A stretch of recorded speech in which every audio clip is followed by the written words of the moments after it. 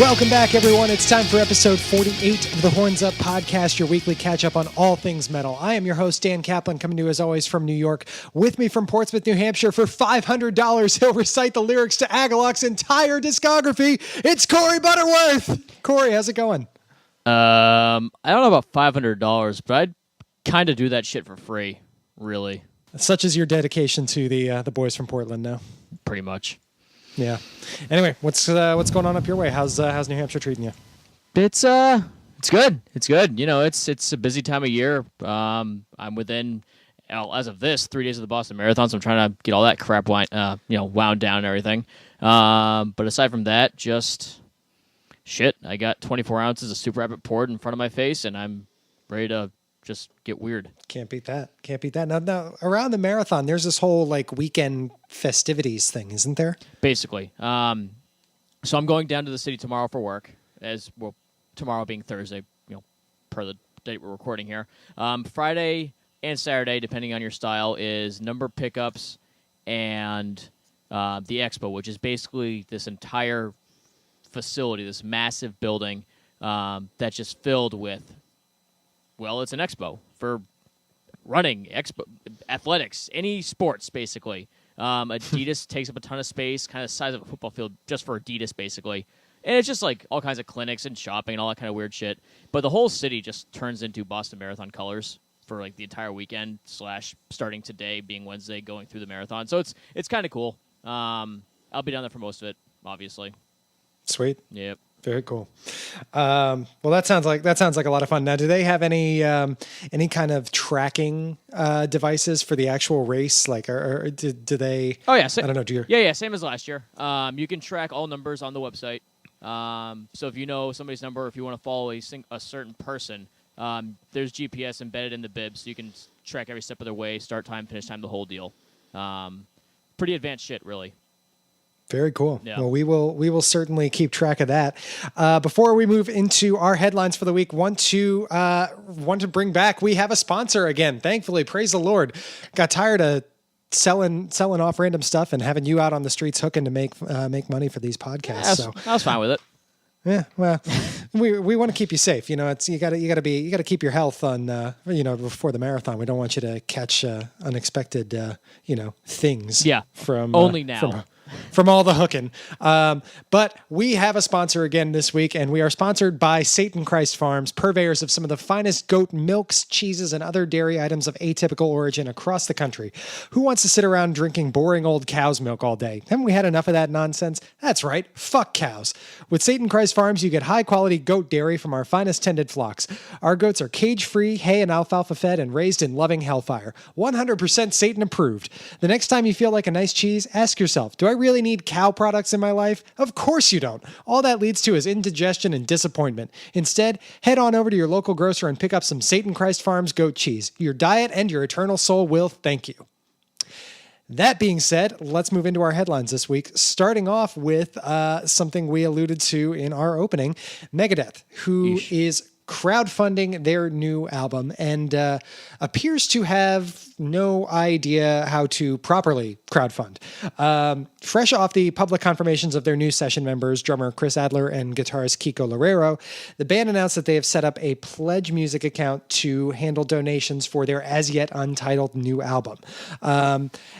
As all of these things work, they've arranged some perks for fans who do donate, but this is where it gets a little weird because I mean, I don't know. We've both looked at this. I don't think Dave Mustaine has any idea how crowdfunding is supposed to work, does he? Well, I don't think he has an idea of how it's supposed to work, and I just don't think he's a smart person in general, Daniel. I don't think he's a smart person in general. Correct. Also might be a little bit in love with himself, but yeah. Here's why we say that. Some of the perks you get for donating. $25 gets you a physical copy of the CD, a single physical copy of the CD. If you want it signed, it's $50. Prices for the vinyl, unsigned and signed, are $40 and $75, respectively. Remember that whole thing about how people said CDs were too expensive and they didn't like paying I don't know, $14 or $15 for a CD. Yeah. That was like years ago when people were first starting to download. It's 2015 and Dave Mustaine is asking for $25 for a physical copy of the CD. Like, really? $25 to what? Get the CD on the same day or maybe later because of shipping? Right. I don't. No, you can't do that. I mean, if you're gonna charge $25 for a pre-ordered CD, be a normal human being like all these other bands and throw in a goddamn T-shirt or something. This is just Seriously. absurd. Seriously, $25 for one single regular standard issue CD after, bear in mind, after putting out probably the worst album of their career. Right. In Super Collider. Right. Or as Metal Sucks lovingly referred to it, Pooper Collider. Pooper Collider. I feel like Megadeth is trying to, obviously they're trying to make some money off this, and they're doing it in the wrong way, so I'm going to go ahead and liken them to the state of Maine. The state of Maine is rather poor. They're not doing well from like a government standpoint and an economic standpoint, and the way they try to fix this is by upping the tolls, so that anybody that drives in the state has to pay an extra $1 or $2 to access Maine. I feel like that's what they're trying to do with their CDs. To experience Megadeth, pay an extra $10. Right. That doesn't work. People just aren't going to drive to Maine. People just aren't Right. going to. I mean, well, I can't really say that here because like there are enough like sycophant Megadeth fans who were going to fund this regardless. Then I hope those 7 people enjoy the shit out of it. Some of the other perks, these made me chuckle. I have to get into a couple more of these. Some of the other perks: $500 for a guitar lesson with Kiko Loureiro, the new guitar player, which seems reasonable. Sure. Until you get to the price of a guitar lesson with Dave, which is a $3,000 donation. Yeah, not the Someone might. I mean, now I'm going out on a limb here, but someone might just love himself a little too much. I mean, I can understand it. I mean, obviously, Dave Mustaine's a name. Everybody knows him. He might be sometimes decent at something. But that is both, yeah, you like yourself way too much. $3,000 is, no, it's just not going to happen. And 2, it's really a fucking slap in the face to freaking Kiko. It really is. Yeah. 6 times the price, double, fine. I can almost justify that. Never mind the fact that Kiko is going to be the lead guitar player and The lead Dave guitarist. is the rhythm. Right.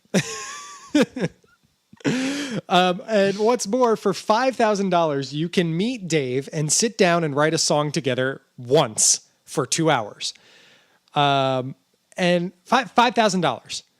You can get probably for some people you can get probably, I don't know, a good year or two's worth of guitar lessons for that amount of money. I personally think that based on Pooper Collider and based on the fact that I haven't picked up my guitar in about a year and a half, Dave should pay me like $10 for me to help him write a song for 2 hours. Oh man, it's bad. I mean, I was talking to one of my roommates about this, and it's bad when for some of these items, for some of these perks, it's like almost worth starting your own crowdfund to be able to afford one of their crowdfund items. Right. like I don't know. I mean, and knowing Dave, like, look at this, $5,000 to sit down with him for 2 hours and write a song. Knowing Dave, he'll probably just be an asshole and make fun of you the entire time. Oh, absolutely. Like, I don't know. This is Adventures in Crowdfunding with your host Megadeth. I don't know. I certainly will not be contributing. I think it's so weird though, because I think of folks like Hell Yeah, who you pointed out in Quickies earlier this week, have a really cool crowdfunding campaign going on. I mean, I don't even like Hell Yeah that much, but No, I don't like Hell Yeah at all, but they're crowdfunding to raise money for basically domestic abuse awareness. That's how you crowdfund. That's a good thing. that's a good cause. Yeah. I would contribute to that, even though I fucking hate Hell Right, Yeah. right, exactly. They're terrible. I think of Devin Townsend last year with the Casualties of Cool crowdfunding campaign, who gave away I don't even know. I think he had like 30 different kinds of perks. Everything from Skype guitar lessons to custom voicemail messages to like he'll name your dog to writing a birthday song, signed guitars, you name it. I mean, like, Right. This is someone who is really with it and really knows how to make this kind of thing a success. Really, I mean, or I shouldn't say that, because I like I said before, I guarantee you the Megadeth thing is going to get funded, but how to really drive excitement around your product. Yep. Devin can do it. I don't think Megadeth can. No. So no. anyway, that's that. We'll see how that goes for him. I imagine it's already funded by now, but who the fuck knows? I don't pay attention to next such up- things. What's I that? don't pay attention to such things. Yeah. Next up, we had hot off the presses today, actually, news from High on Fire, who announced a new album, Luminiferous, coming out in June. It's 3 years after their last album, De Vermis Mysteris. I always like some new High on Fire, so this is exciting for me. What caught my eye, though, we did a daily bang on this on the blog, hornsupmetalshow.com.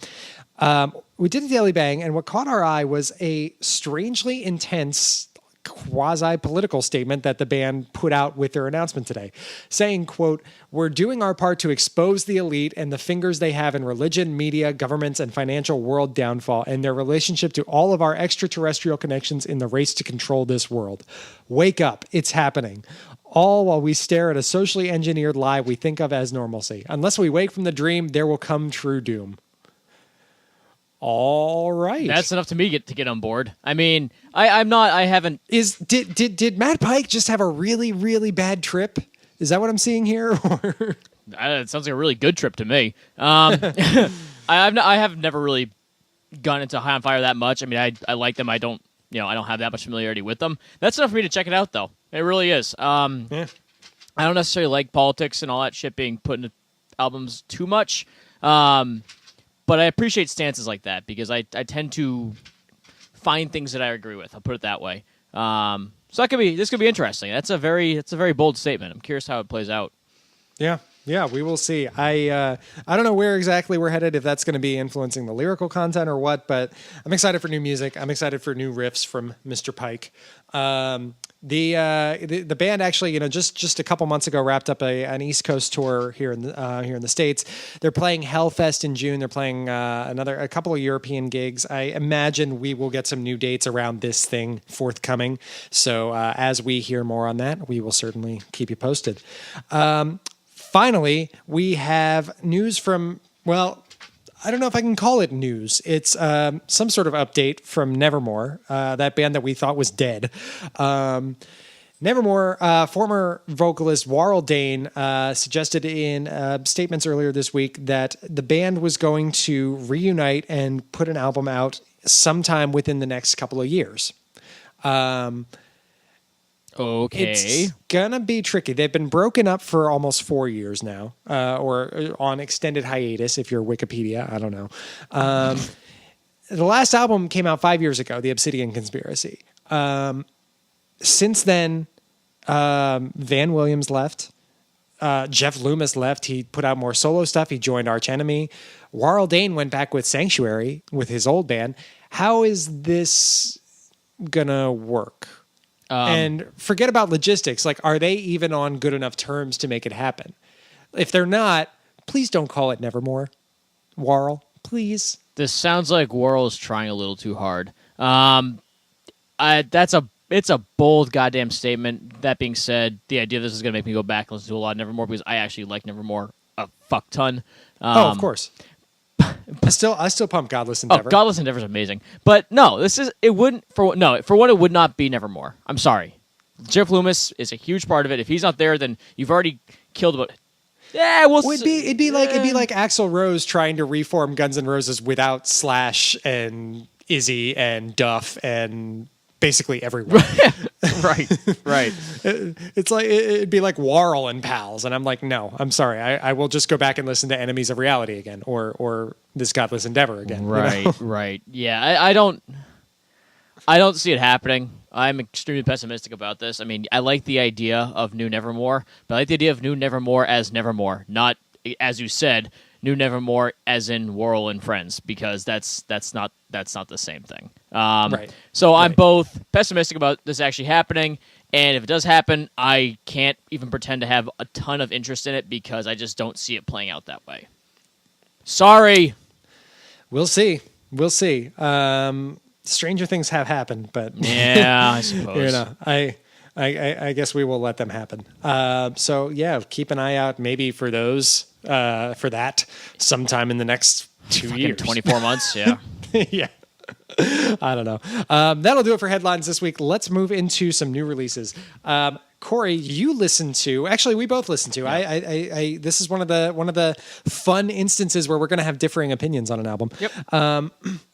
You signed up for and reviewed earlier today an album by an Icelandic / German, right? Icelandic and German. Correct. Band called Arstadir Lifsins. I know I'm not even remotely pronouncing that. And let's not even pretend to pronounce the album because it looks like, you know what? Aldefoder Ok Munka Drottnin. Yeah. Something like that. Lots of Icelandic characters that I just won't even Pretend. I Yeah. can't even try to understand. Nay. But pagan black metal from members from Iceland and Germany, and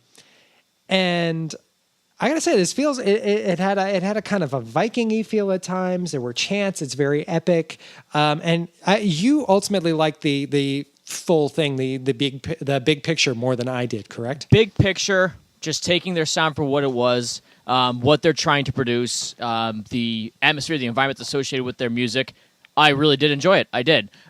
Just to specify a little bit, to back up a little bit here, these are members of Helrenar, Carpe Noctem, Kerbanok. So names that may ring a bell. Obviously, we already talked about Helrenar earlier this year.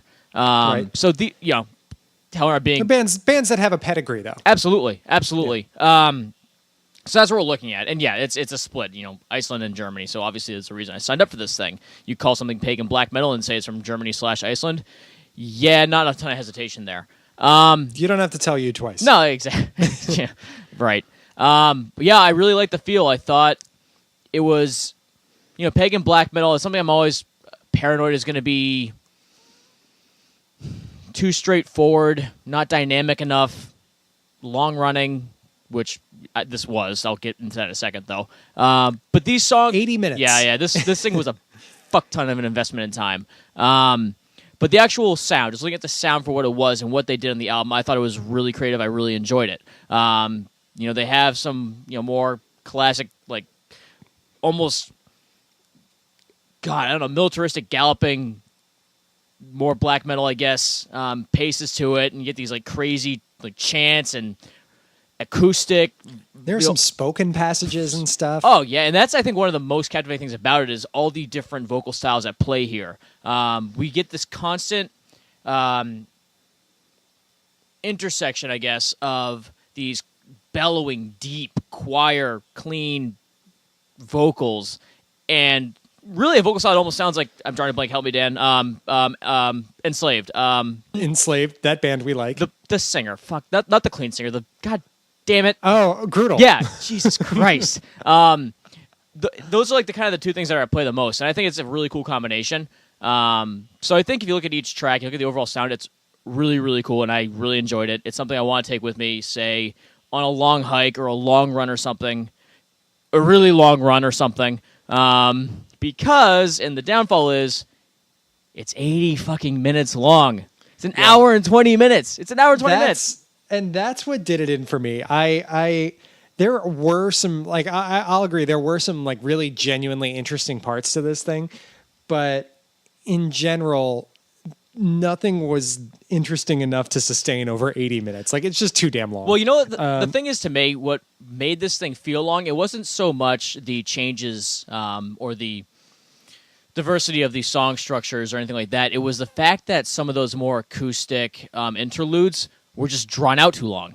There's one song that's 8 minutes of nothing but that. Yeah. Get rid of it. Just get rid of it altogether. And that kicks off the second disc, I suppose. Right. So if you're still using physical media. Right, exactly. So if you just cut like half the time spent on that, you're probably looking at a 65-minute album. Yeah. That's what felt long to me. The rest of it, I mean, the songs themselves, they were long, but listenable. It was those folky acoustic sections that were just. Those were the sections that became a little too overwhelming in duration. Yeah. Yeah. I won't say it's a bad listen. I don't know that I'll be going back to it anytime soon, but hey, tomato, as they say. Yeah. I will say that one of the things I mentioned and one of the things I thought was that since it was so long, there was so much going on, I thought it'd be something that would grow with me. with each listen. I think at this point, I think I've actually appreciated it more the first 2 times through than I have the third, fourth, or fifth time through. So that's not the best, but I still think rather highly of it overall. So yeah, what the hell? It was fun to listen to. Just a little bit of commitment. That's all. There you go. There you go. Arstetter Lifsons, the album is Aldeforer och Munkadrotten. Good luck. Maybe if you speak bad American Icelandic. Yeah. It's out now on Von Records, and it is streaming on their Bandcamp page. So check that out.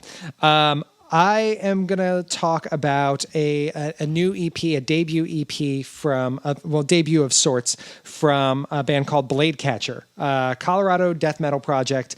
Their EP is called Obverse. This is a one-man project, everything handled by a guy calling himself E. His real name apparently is Eric Henderson. Almost the same. Yeah. Known as E, he also operates the project's label, EEE Recordings. Another guy that might like himself just a bit too much. He's also done, this dude is like prolific as all hell. He's also been in projects like Grok, Oaks of Bethel, one that I can't even begin to pronounce, but that's spelled Njiqahda. Njikata, yeah. Njikata, yeah, maybe, I don't know. Sure, I don't know. But the dude I don't know, it looked like about 10 years of activity has put out more than 100 different releases on his Bandcamp page. Just all manner of different stuff. And most of it is kind of, really well produced, like atmospheric, experimental, extreme metal. This is not. This is raw ass, like old school death metal. 3 songs in 10 minutes. It comes and goes very quickly. And I gotta say, like, the rawness is cool at first, but it really just gets tiring. It starts to muddy the sound. I mean, you can tell the guy is writing some really cool, really intricate riffs, but the production just kind of forces them to blend all together and you can't really distinguish anything. So that's kind of frustrating. And ultimately, like, a lot of the songs just end up feeling like they're, rather than coherent songs, it feels like it's just like parts stacked on top of parts, stacked on top of more parts. It's more tedious a listen than any 10-minute EP should be, I think. Yeah. Yeah. Did you get a chance to listen to this one at all? I did, actually. So we actually have 2 to talk about together. I actually thought much of the same in this one. This isn't necessarily my preferred subgenre of metal. I think everybody knows that at this point. I think the production was great. I love the raw quality to it. But that's the biggest thing I noticed. You kind of pointed to it, how it seemed like it was just different sections of songs stacked on top of each other. That's the biggest thing. Like, he did a lot, but it didn't seem to be that cohesive. Right. And it made the actual songs themselves kind of I don't want to say a chore to listen to, but a little bit more challenging, and not in the right way, considering they were like 3 minutes long. Right. So right. And I don't know if that was by design or what the deal is there. All I know is this dude's better than what he's given us with Bladecatcher. He's got 14 or 15 other projects he's been a part of over the years, and they're all better than this. Yeah. So I don't know. I mean, maybe there's room to improve. Maybe he's going to try and build it out. I was not a fan of this. So yeah.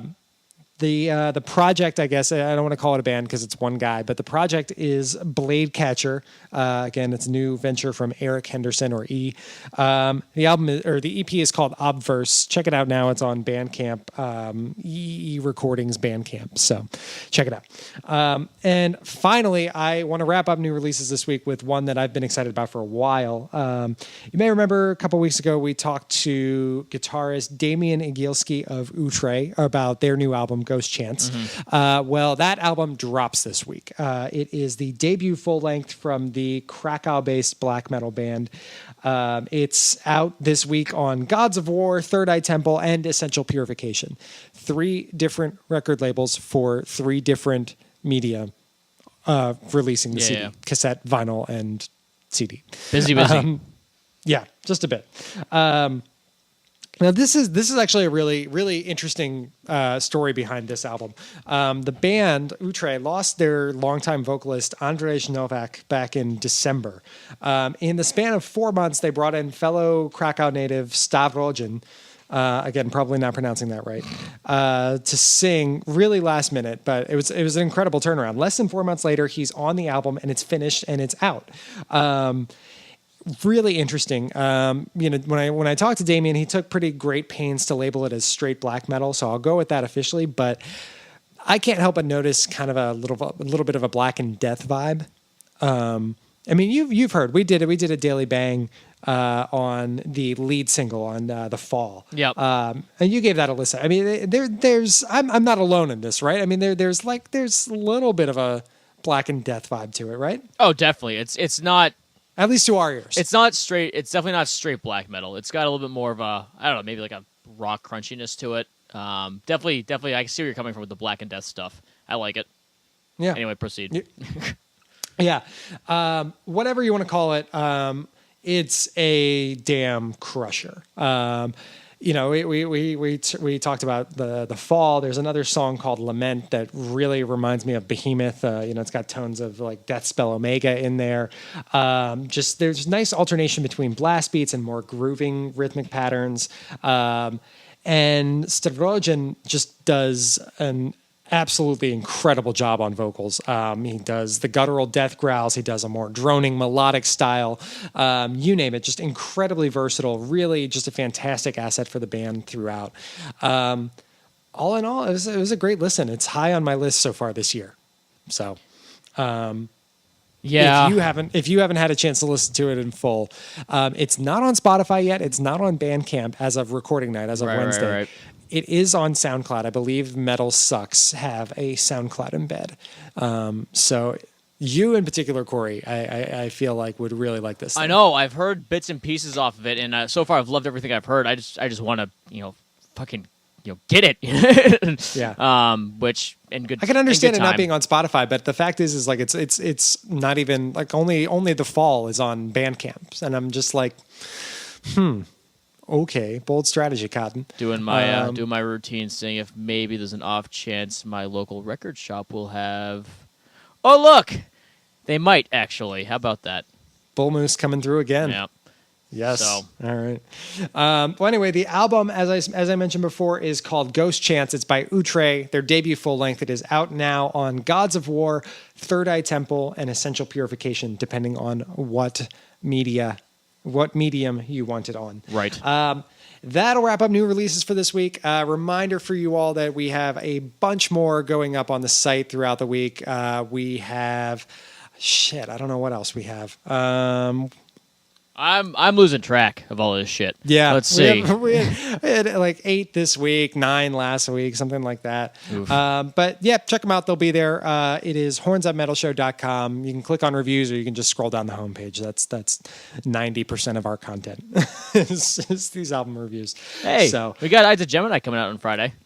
Nocturnity. That we do a record store Acid day King. special. Yeah. Some there good we go. stuff coming up. Definitely. Stay tuned. Definitely. So that'll wrap up new releases. Let's move into our final segment. Let's do Horns Up and Horns Down. Although this week, we're going to do it in reverse. We're going to do Horns Down, Horns Up. Because our downs are a little bit, like a gut punch. Mine's a little heavy. And I don't want to end on a gut punch. I want to end on something lighter. So we'll get the heavy shit out of the way first. Corey, tell me your horns down. What has been pissing you off this week? So as everybody's aware, and if you're not, you should be. The NHL playoffs kick off tonight, being Wednesday night recording night. Obviously, my team, the Red Wings, are in it. I'm not going to talk about really hockey in that sense right now, but this is what brought this to my attention. So the Red Wings, much like every other team, usually do something special for kids and children's hospitals, or trying to overcome some illness, cancer, what have you. And one long-running story has been this one young girl's whose name is Molly Moquin, Moquin maybe, Mouquin, who's a huge fan of the Red Wings and Henrik Zetterberg specifically, going back to 2009 when they first met. So she has cancer. She had cancer. This is why it's a horns down. Ewing sarcoma. So stage 4 bone cancer. Diagnosed when she was 8, I believe. Bad. So through obviously the Red Wings visiting these hospitals, she met the coach, Mike Babcock. He invited her to hang out in the locker room, meet the players at one point, which she did, and she took Hailey to Henrik Zetterberg, and they ended up becoming really close friends. And this is her with a 10 to 15% chance to like survive. So, you know, they end up bonding. It's actually some really kind of nice stories. You know, her mom would go with her to the locker rooms, and she tells Zetterberg, "Hey, you're her man," or whatever, and then he'd like walk away, come back with a signed stick that says like "Your man, Henrik Zetterberg" on it. Little things like that. And like one day she visited, like super cute stuff. Like one day she visited wearing slippers. You know, Zetterberg comments on the slippers saying he really liked them. She went out the next week, bought him a pair. And he like started wearing them in the locker room even though they were too small. So really long, like this went on for 5-6 years, you know, really long standing friendship. She overcame her cancer back in, I believe it was 2012, but a year later, it went to remission, but a year later it came back, and she actually ended up passing away this past February, which super, super crushing. I mean, she's somebody that's, you know, well-known throughout the Red Wings organization, well-known throughout their fan base, the team, the whole like. Everybody loves her. You know, she sits, you know, right there in the front of the arena every game. You know, this happened a couple of months ago, but given the timing and, you know, just really getting the full story out now on numerous articles and websites, it's kind of what kind of sparked me to talk about. So it's a really, really sad situation. Obviously, I'm proud of like the organization for hooking her up, basically, and for her being a trooper. But it's sad. It's a bummer. And it just sucks. You don't like seeing it, but then again, hey, what can you really do? Yeah. Hell of a story though for the last 5 years, if nothing else. Oh, no doubt. I was just gonna say, you know, it's sad to hear, but hats off to the Red Wings and to you know Zetterberg and everyone for taking care of her over the years. That's you know. You hate to hear it, but at least in her final years, she seemed to, you know, get some joy out of it. So exactly. So that's my knife in the gut. Dan, what do you got? I have something a friend of mine drew my attention to earlier this week. I have a YouTube clip called "The Homeless Read Mean Tweets." You can look it up. It's on YouTube. And this is a montage video put together by a Canadian organization called Raising the Roof, which aims to find and maintain long-term solutions for homeless people across Canada. And this particular spot was designed to change the conversation around homelessness. So throughout, we see homeless people reading tweets like, I'm just going to quote verbatim here, tweets like, "I wonder if homeless people go to heaven," or "If home is where the heart is, then are homeless people heartless?"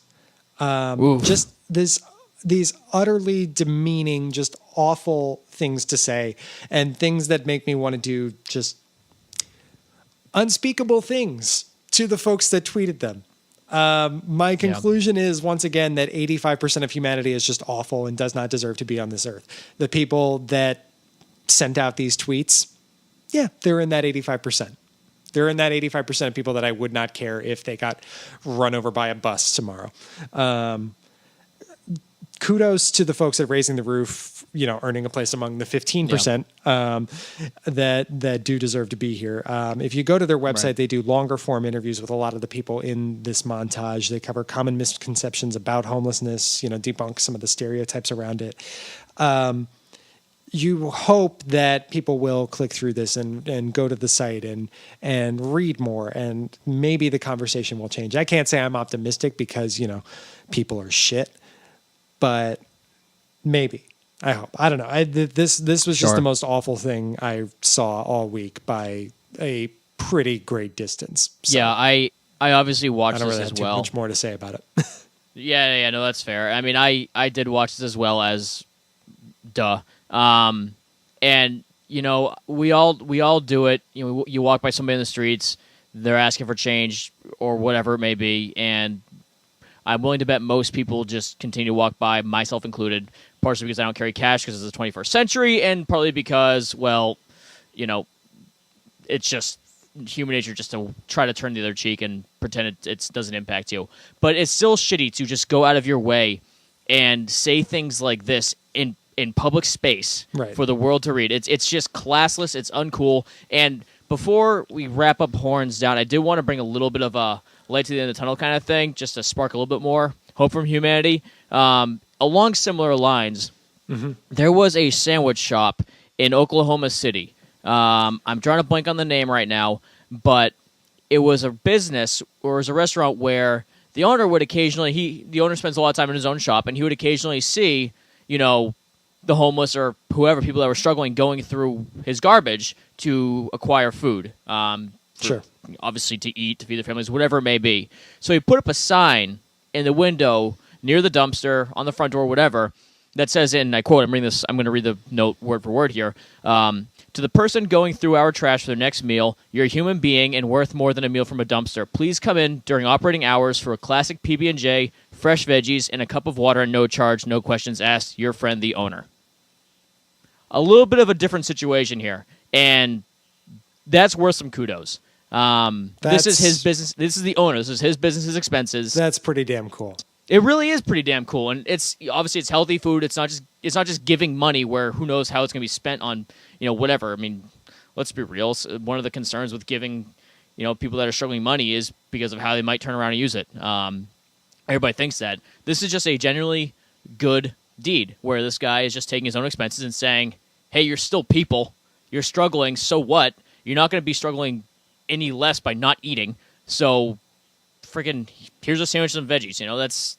That's a really, really good gesture, and I just wanted to bring that up just for the sake of countering the shit-tastic humans that mostly inhabit our planet. Yeah.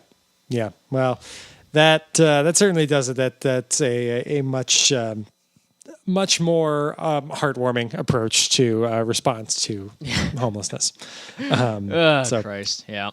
Kudos to that guy, and fuck Yeah. the people that sent out the mean tweets that the homeless people had to read. Pretty much. Because they're the worst. So, that being said, let's continue on the good vibes from your horns, your horns in between your segue right now. Call it a segue. Let's get into horns up. What is making you happy this week? Well, I was going to talk about that, frankly. But giving the date of the recording, which is April 15th, Wednesday, I'm going to actually talk about Boston One Day. Boston One Day is going to be April 15th every year going forward. And what day is that? That is the date of the Boston Marathon bombings from 2013. It's now recognized as not a holiday, obviously, as much as it is just a day of memory. That was today. So obviously a lot of focus in New England on the city of Boston, which was great. Work. I assume this goes to most of the companies within Boston and Boston-based companies like us. I'm not in Boston. I'm in Portsmouth, 4 days out of the week most of the time. They said, shit, Right. wear whatever you want to work. If it's got Boston stuff on it, go for it. So it's a day that's recognized across New England, and I think it's great. For a number of reasons, it's important. I mean, I like it because for me, having only done one Boston Marathon and it being last year, the year after all this shit took place in 2013, it started to kick off like those few days before the marathon where things are real. Your mind starts getting excited. It starts to have that apprehension, that level of tension starting to build up. The anxiety starting to build up. It's a certain level of excitement that comes with it. It just becomes a little bit more real, and it just becomes that last big, I don't want to say hurdle because obviously that's not necessarily what it is.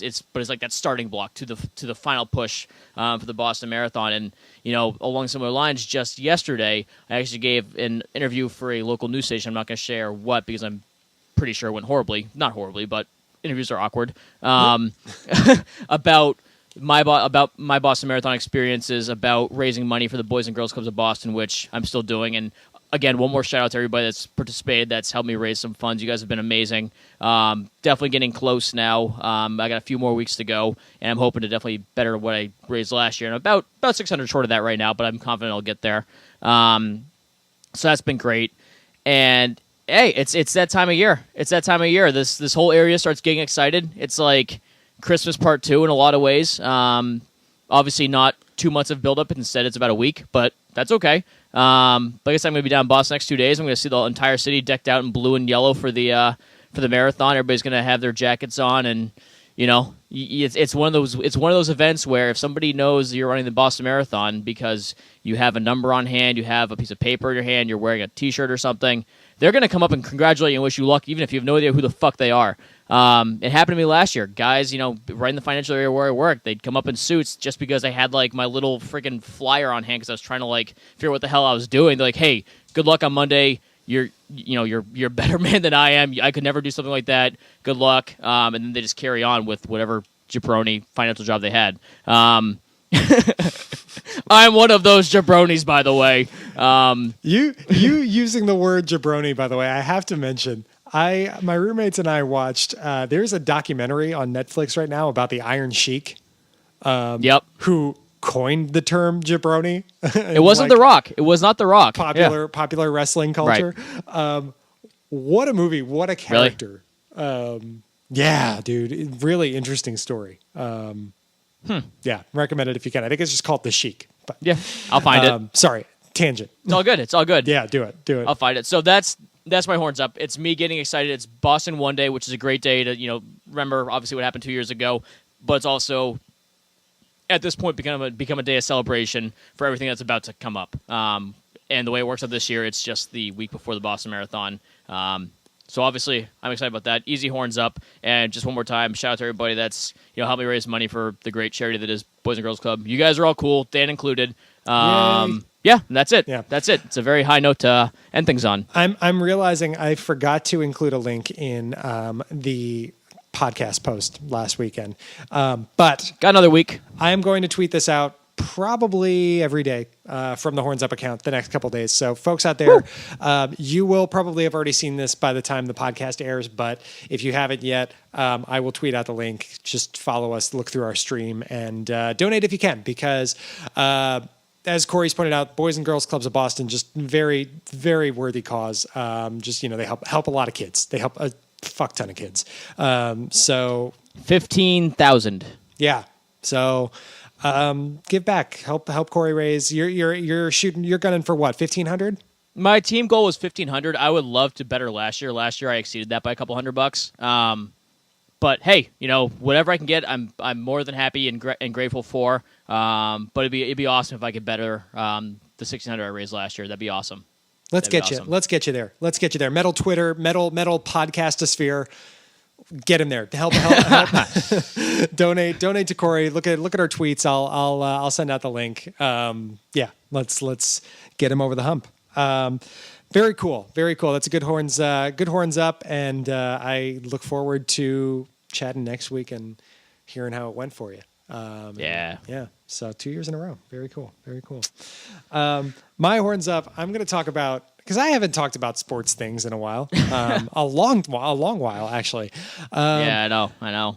My horns up. I'm going to talk about the New York Knicks. The New York Knicks, for those who don't follow basketball or the NBA or anything, have been one of the worst teams in the NBA this season. They're even worse than the Philadelphia 76ers, who spent this season actively trying to tank and be terrible. Somehow the Knicks are worse than that, despite not actively trying to tank. It's been more or less clear for a while that they've thrown the season away. They're gunning for a top pick in the draft lottery. The lottery is interesting. In the NFL, they determine draft picks by like your inverse order of finish. So the worst team gets the first pick, things like that. The NBA is a little different. In the NBA, the worst team only gets a 25% chance at the first pick. And then gradually, as your record gets better, your chances go down among non-playoff teams. Once you get to the playoffs, it's just inverse order of finish. But the Knicks, all of this is to say, the Knicks were sitting pretty with the worst record and a 1 in 4 chance of the top pick. And then, because the Knicks, they decided they wanted to put together a little winning streak. They beat Orlando, another pretty terrible team. But then they also somehow knocked out Atlanta, who is the second best team in the entire league. I don't even know how they did that. I don't either. With this 2-game winning streak, though, they're now down to only second worst in the league, ahead of the Minnesota Timberwolves. And this winning streak drops their chance at the number 1 pick more than 5%. They're down to a 19.9% chance at the top pick. More importantly, it raises their chance of ending up at number 5 from 0% to 12%. So they they went from 1-4 to 1-5 to the top pick, and 0 to 1-8 for number 5, essentially. This is the kind of ineptitude that could only happen to the Knicks. And I have to say, like, it really will never get old. I mean, they are just an endless fucking comedy of errors. My roommate and I were talking about this. Shout out to Lou. My roommate is a diehard Knicks fan, and he told me the other night he's fully expecting them to somehow end up failing to get the top pick, but then also falling to like number 7 or 8 and getting completely screwed. I mean, stranger things have happened. I mean, I remember the year the Bulls took Derrick Rose, they had a 1.7% chance to get the top pick, and they got it. I mean, that's the true. lottery. That's true. We'll see what happens, but I have found this utterly hysterical. Like, what a train wreck of a team. It's the best, and what makes it even better are the fans' reactions to this, because you see, it's got to be so thankless to be any kind of Knicks correspondent on social media. Because they're like, Knicks win. Everybody's like, Knicks win. Everybody's just like, go kill yourself. And so it's just like, Jesus. Kill yourselves. Fuck you. I hope this was worth giving up a good pick. Yeah. I feel bad for Knicks fans, because they are like some of the most dedicated, like, true to their team fans in the entire league. And then they get stuck with this like shit ass owner, Jimmy Dolan, who has basically been like Dan Snydering them into the ground in the NBA. It's all kinds of bad. They deserve better. They really do. Will they ever get it? I don't know. If and when Dolan sells the team, maybe. They deserve better. Something I'll rarely ever say for any New York team. Ever. Yeah. So, yeah, that's my horns up for the week. Lol Knicks. And it's a fun one. Yeah, no doubt. And that is the podcast for the week. This has been episode 48. Reminder for you guys, check out the Horns Up blog for our album reviews, for our other recurring content. More news bits lately. We're starting to do, we got Manny Award doing some daily bangs, some, breaking news stories. So hopefully we can keep that going a little bit. But all that is on the blog, hornsupmetalshow.com. Check it out. Tell your friends. We love having you stop by. On Facebook, Twitter, Instagram, like us on Facebook. We are facebook.com/thehornsup, Twitter and Instagram @thehornsup. You can subscribe to the Horns Up podcast on iTunes, on Stitcher, on Podbean, on you name it. We're there. Check it out. Tell your friends. We love having more subscribers. It's always fun to have people to talk to so that we're not just talking at thin air. And we appreciate you listening. So yeah, that'll do it. That has been episode 48. Thank you guys as always for stopping by. And remember, live, love, plow, horns up. We'll see you next week.